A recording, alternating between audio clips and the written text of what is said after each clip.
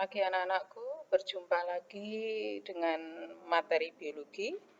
Di sini pertemuan ini saya akan mempelajari atau membahas tentang cabang-cabang dan manfaat biologi dalam kehidupan. Semoga kalian tetap semangat dan selalu sehat, itu yang Ibu harapkan. Jadi kamu belajar online tetap semangat dan stay at home, patuhi protokol kesehatan. Untuk pertemuan kali ini, saya membahas cabang-cabang dan manfaat mempelajari biologi dalam kehidupan. Apa saja toh cabang-cabang dalam biologi itu yang dipelajari, dan apa manfaat mempelajari biologi dalam kehidupan kita. Cabang-cabang biologi yang pertama adalah zoologi, yaitu ilmu yang mempelajari tentang hewan atau ilmu yang mempelajari tentang semua segi kehidupan hewan. Kemudian botani adalah mempelajari segi kehidupan tumbuhan. Yang ketiga adalah morfologi, ilmu yang mempelajari bentuk-bentuk luar tubuh makhluk hidup.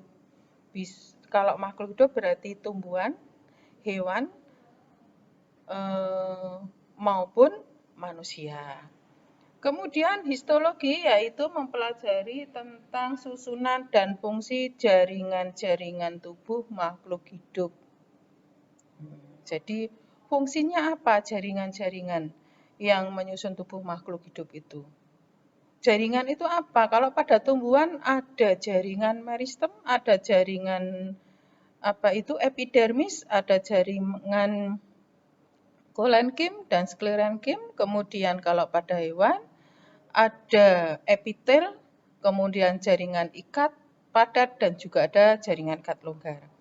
Kemudian yang berikutnya adalah sitologi, ilmu yang mempelajari tentang sel. Jadi kita mempelajari tentang sel. Ada sel prokariotik yang menyusun makhluk hidup, itu ada sel yang eukariotik, ada prokariotik dan ada eukariotik. Nah, di situ yang menyusun sel prokariotik itu apa saja? Sel yang menyusun eukariotik itu apa saja? Senyawa-senyawa kimia yang menyusun itu apa saja? Itu dipelajari dalam sitologi. Yang berikutnya adalah mikrobiologi, adalah ilmu yang mempelajari tentang mikroorganisme. Apa saja yang termasuk dalam mikroorganisme di sini? Nah, itu adalah makhluk hidup yang sangat atau yang sangat kecil. Kemudian embriologi, ilmu yang mempelajari tentang embrio. Ilmu yang mempelajari tentang embrio itu bisa dari hewan maupun pada manusia. Kemudian yang genetika adalah ilmu yang mempelajari tentang pewarisan sifat. Sedangkan anatomi adalah ilmu yang mempelajari struktur makhluk hidup. Jadi tumbuhan itu strukturnya terdiri dari apa saja, hewan itu strukturnya apa saja. Yang terakhir adalah fisiologi, yaitu ilmu yang mempelajari fungsi alat-alat tubuh makhluk hidup. Itu adalah fisiologi. Jadi cabang-cabang biologi di sini. Jadi kalau kamu mempelajari zoologi, berarti mempelajari tentang hewan. Kalau kamu mempelajari tentang hewan, berarti arahnya nanti untuk keprofesional kamu bisa ke perikanan, bisa ke peternakan, atau bisa ke kedokteran hewan. Itulah tujuan kita mempelajari cabang-cabang biologi.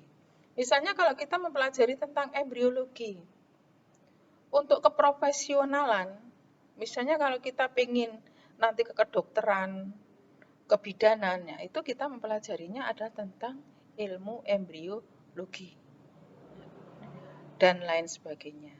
Tuh. Apa manfaat mempelajari biologi? Yang pertama, memahami sifat-sifat dari suatu organisme. Bagaimanakah sifat tumbuhan, bagaimanakah sifat hewan, bagaimanakah sifat mikroorganisme. Yang kedua, manfaatnya adalah menciptakan bibit unggul sehingga ketersediaan pangan dapat teratasi. Contohnya apa? Yaitu ada padi, misalnya padi unggul, kemudian ada jagung yang unggul, kemudian ada hewan yang unggul, contohnya sapi Brahman, lemusin. Nah, itu adalah menciptakan bibit-bibit unggul sehingga ketersediaan pangan dapat teratasi. Padi juga banyak, padi pertiwi, hibrida, lah itu adalah menciptakan bibit unggul. Kemudian mencegah terjadinya penyakit atau kelainan pada suatu organisme tertentu. Jadi mencegah terjadinya penyakit. Contohnya seperti yang lagi yang diperbincangkan yang mendunia adalah tentang virus penyakit yang disebabkan oleh virus COVID-19. Nah, bagaimana cara mencegahnya? Cara mencegahnya adalah kalian harus mengikuti protokol kesehatan dengan memakai masker, kemudian harus selalu cuci tangan, kemudian pakai hand sanitizer. Itu berarti kamu disuruh menjaga kesehatan dengan cara hidup sehat atau kelainan pada suatu organisme tertentu. Jadi terjadinya kelainan-kelainan tubuh. Misalnya kelainan pada suatu organisme tertentu. Mengapa ada orang yang mungkin kamu jalan-jalan pernah ketemu dengan orang yang kulitnya itu putih atau disebut dengan albino, itu adalah kelainan. Kemudian ada orang yang mempunyai jarinya 6, itu juga merupakan kelainan. Nah, itu manfaat kita mempelajari biologi. Kemudian yang keempat, berperan aktif untuk memecahkan masalah yang dapat mengganggu kesehatan hidup manusia. Jadi kita berperan aktif. Bagaimanakah cara kita memecahkan masalah dengan COVID-19 ini? Menjaga hidup kita selalu bersih dan selalu meningkatkan imun kita. Peran biologi dalam kehidupan, yaitu bisa kita itu di bidang kedokteran, seperti yang saya katakan di awal, kita mempelajari cabang-cabang biologi karena ini akan berperan dalam kehidupan kita. Bidang apa saja? Di bidang kedokteran, contohnya kalau kita mempelajari embriologi, mempelajari anatomi, fisiologi, histologi, itu di bidang kedokteran. Kemudian di pertanian, yaitu mempelajari tentang botani, morfologi tumbuhan, fisiologi tumbuhan. Kemudian di bidang perikanan juga, yaitu kita belajar tentang zoologi. Di lingkungan, kita belajar tentang ekologi, ilmu yang pelajari tentang ekosistem, hubungan timbal balik antara manusia dengan lingkungannya, dan lain sebagainya. Yang berikutnya, permasalahan dampak penilaian biologi dalam kehidupan. Satu, mempunyai dampak positif dan juga ada dampak negatif. Dampak positif membantu manusia memecahkan berbagai persoalan di berbagai bidang kehidupan. Dampak positifnya adalah membantu manusia memecahkan berbagai persoalan di berbagai bidang kehidupan. Contohnya apa? Mengapa terjadinya masalah COVID pandemi? Itu bisa dipecahkan persoalan ini dengan cara bagaimana? Di berbagai bidang kehidupan, itu misalkan bidang suatu penyakit. Misalnya kekurangan pangan, apa yang harus kita lakukan untuk memecahkan masalah biar pertahanan pangan kita itu tetap ada, atau pertahanan pangan kita itu tidak akan berkurang, tapi kita mempunyai jumlah yang paling banyak variasi yang lain. Itu adalah dampak positifnya. Jadi akan adanya penemuan-penemuan, misalnya dengan adanya nata de coco, itu juga merupakan salah satu dampak positif, sehingga ada varian makanan untuk ketahanan pangan kita. Sekarang ada booming masalah tentang microgreen. Bagaimanakah cara kita itu ketahanan pangan kita itu bisa terjaga. Nah, itu sekarang ada hidroponik juga, microgreen. Nah, itu juga merupakan salah satu dampak yang positif untuk memecahkan masalah persoalan di berbagai bidang kehidupan. Kemudian yang kedua adalah dampak negatifnya jika penerapan tidak dikelola secara benar dan bertanggung jawab dapat menghancurkan eksistensi manusia di bumi. Contohnya dampak seperti cloning misalnya. Cloning itu adalah penciptaan manusia dari sel di mana akan diperbanyak sehingga menghasilkan individu yang baru. Nah, atau seperti apa itu penciptaan tentang apa itu penyakit secara biologis untuk perang misalkan seperti itu kan merupakan suatu dampak negatif.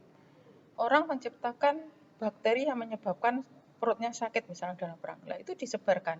Jadi akhirnya apa itu orang yang ada perang tersebut juga akan mengalami sakit perut karena dampak adanya bakteri tadi yang disebarluaskan secara tak terbatas. Itu dampak negatifnya. Jadi jika penerapannya tidak dikelola secara benar dan bertanggung jawab dapat menghancurkan eksistensi manusia di muka bumi. Biologi sebagai sains memiliki ciri-ciri sebagai berikut. 1. Objek kajian merupakan benda yang konkret atau nyata, dikembangkan berdasarkan pengalaman empiris, memiliki langkah-langkah secara sistematis, menggunakan cara berpikir secara logis, hasil harus secara objektif. Keenam, hasil berupa hukum yang berlaku secara umum. Nah, metode pemecahan masalah dalam biologi, langkah-langkahnya ada permasalahan, ada observasi, hipotesa, uji hipotesa, dan kesimpulan. Ini adalah struktur atau sistematis pemecahan masalah dengan cara metode ilmiah. Jadi ada suatu permasalahan di lingkungan sekitar kita. Itu yang bisa kita ambil. Kemudian observasi, kemudian kita mengadakan hipotesa, uji hipotesa, dan baru kita melakukan kesimpulan dari hasil hipotesa tadi. Permasalahan itu dapat digali dari kehidupan sehari-hari di sekitar kita. Yang kedua, perakiraan massa nanti berdasarkan kondisi. Gini, cara observasi, yaitu bisa dengan pengamatan langsung, bisa pengalaman secara empiris, bisa melalui media, bertanya pada narasumber atau ahlinya, bisa membaca hasil penelitian yang telah lalu. Itu adalah observasi. Kemudian setelah kita mengadakan observasi, yaitu kita harus merumuskan masalah yang ada, yang kita ambil. Yaitu rumusan masalah yang kita ambil, yang terjadi, permasalahan yang terjadi di lingkungan kita. Contoh. Ya. Untuk rumusan masalah itu berupa kalimat tanya. Contohnya, adakah hubungan kebiasaan merokok dengan prestasi belajar siswa SMA? Jadi harus mengandung dua variabel, ada variabel bebas, ada variabel terikat. Jadi contohnya rumusan masalah itu berupa pertanyaan, ya, berupa pertanyaan. Contohnya, adakah hubungan kebiasaan merokok dengan prestasi belajar siswa SMA? Nah, judulnya ini apa? Judulnya judulnya adalah kebiasaan merokok mempengaruhi apakah kebiasaan merokok mempengaruhi prestasi belajar siswa di SMA. Jadi rumusan masalah, adakah hubungan kebiasaan merokok dengan prestasi belajar siswa SMA. Nah, dari rumusan masalah ini ada dua variabel, variabel bebas dan variabel terikat. Apa yang dimaksud dengan variabel? Faktor yang mempengaruhi objek penelitian. Yang dimaksud dengan variabel bebas atau manipulasi, faktor yang mempengaruhi dan sedang diteliti. Nah, apa variabel bebas yang di atas? Yaitu kebiasaan merokok. Ada yang biasa merokok, ada yang tidak biasa merokok. Kemudian respon atau variabel terikat, itu siapa? Yaitu kondisi akhir objek penelitian setelah dikenali variabel bebas. Siapa? Yaitu siswa. Apakah prestasi siswa itu terpengaruh dengan kebiasaan merokok anak tersebut? Jadi variabel manipulasinya adalah kebiasaan merokok dan variabel terikatnya adalah prestasi belajar siswa. Nah, kemudian ada variabel kontrol sebagai pengontrol dalam penelitian. Kemudian hipotesa merupakan jawaban sementara dari permasalahan yang diteliti. Kalau tadi itu adalah adakah hubungan kebiasaan merokok dengan prestasi belajar siswa? Hipotesanya apa? Hipotesa itu ada dua, hipotesa alternatif dan hipotesa nol. Hipotesa alternatif dan hipotesa nol. Hipotesa alternatif adanya pengaruh antara variabel bebas dengan variabel terikat. Tadi dikatakan adakah pengaruh kebiasaan merokok terhadap prestasi belajar siswa. Kalau alternatif berarti nanti jawabannya. Berarti kebiasaan merokok itu mempengaruhi prestasi belajar siswa. Itu adalah alternatif. Kalau kita menggunakan hipotesa nol, tidak ada pengaruh antara variabel bebas dan variabel terikat, berarti tidak ada hubungan antara prestasi anak dengan kebiasaan atau tidak ada hubungan kebiasaan merokok dengan prestasi siswa SMA itu kalau nol. Kemudian uji hipotesa caranya. Ada secara eksperimen, ada non-eksperimen. Jadi kita melakukan, kalau eksperimen itu kita itu melakukan pengamatan, yaitu mengadakan praktikum. Kalau non-eksperimen, cuma kita mengambil data. Tujuannya adalah untuk memperoleh data, hasil dianalisis, kemudian hasilnya dianalisa, kemudian kita menyimpulkan hipotesa itu ditolak atau diterima. Jadi uji hipotesa itu ada eksperimen, non-eksperimen. Kalau eksperimen kita melakukan sendiri, praktikum, tapi kalau non-eksperimen kita wawancara atau kita itu wawancara para sumber atau kita meneliti hasil penelitian yang lalu itu bisa. Tapi kalau eksperimen kita melakukan kegiatan praktikum. Nah, tujuannya apa? Untuk memperoleh data. Kalau kita itu melakukan uji hipotesa itu untuk memperoleh data, kemudian hasil datanya itu dianalisis. Dari analisis tadi kita dapat menyimpulkan hipotesa kita itu ditolak atau diterima. Maksudnya ditolak atau diterima, apakah variabel bebas dan variabel terikat itu ada hubungan sebab akibat atau tidak? Kalau tidak mempengaruhi berarti dia termasuk hipotesa nol. Misalkan seperti tadi hipotesa alternatif adanya hubungan kebiasaan merokok terhadap prestasi siswa. Misalkan seperti itu. Nah, ternyata kebiasaan merokok itu dengan hasil yang kita ambil dari data yang kita ambil, ternyata orang yang kebiasaannya merokok prestasinya semakin rendah. Sedangkan yang tidak terbiasa merokok, prestasinya semakin tinggi. Berarti ada hubungan. Berarti hipotesa kita itu diterima. Jadi kalau kita ada hubungan kebiasaan merokok dengan prestasi siswa.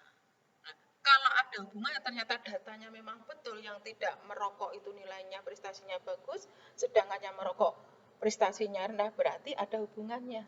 Berarti hipotesa itu diterima. Tetapi kalau ternyata hasilnya berbalik, yang prestasi itu yang kebiasaan merokok prestasinya lebih tinggi, sedangkan yang tidak merokok prestasinya lebih rendah. Nah, berarti hipotesa kita itu ditolak atau diterima, tetap itu adalah kita mengadakan penelitian, bisa diterima ya bisa, memang kenyataannya seperti itu. Fungsinya untuk apa? Untuk mengarahkan penelitian. Kemudian kesimpulannya, dari hasil analisa data tadi, hasil eksperimen, akan disimpulkan hipotesa ditolak atau hipotesa diterima. Tadi seperti yang saya. Nah, pemecahan masalah dengan pendekatan metode ilmiah ini berdasarkan pada fakta, bukan opini, bukan hanya cerita karang-karang, tidak. Tetapi secara nyata ada data, kemudian kita mengadakan eksperimen maupun non-eksperimen, datanya ada. Dan kita selalu bersikap jujur, dan kita harus tetap objektif. Itu adalah untuk memecahkan masalah dengan cara pendekatan metode ilmiah. Itulah anak-anakku tentang apa itu pembelajaran kali ini. Jadi kalau kita itu mempelajari metode ilmiah berarti secara struktur dan sistematis. Saya kira itu saja yang dapat saya sampaikan.